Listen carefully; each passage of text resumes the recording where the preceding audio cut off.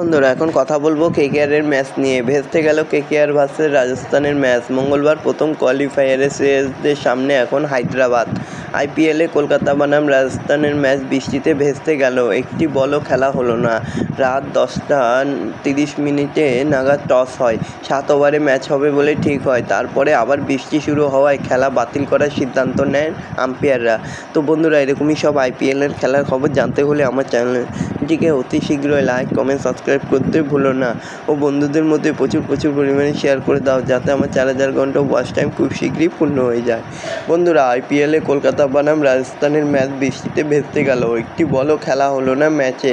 গুয়াহাটির স্টেডিয়ামে ছিল খেলা। রাত 10টা 56 পর্যন্ত অপেক্ষা করার পরেও ম্যাচ শুরু করা যায়নি। ম্যাচ ভেস্তে যাওয়ায় পয়েন্ট তালিকায় দ্বিতীয় স্থান শেষ করল সানরাইজ হায়দ্রাবাদ। আগামী মঙ্গলবার কলকাতার বিরুদ্ধে প্রথম কোয়ালিফায়ার খেলবে তারা।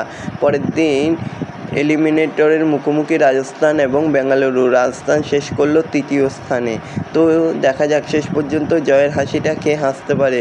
মঙ্গলবার কলকাতার সামনে মুখোমুখি হতে চলেছেন হায়দ্রাবাদ। তো দেখা যাক কে জিততে পারে। আর তার পরের দিনই আবার এলিমেন্টের মুখোমুখি রাজস্থান ও বেঙ্গালুরু।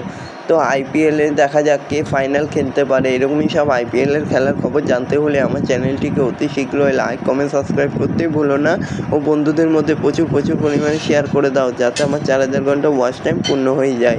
ধন্যবাদ সবাইকে।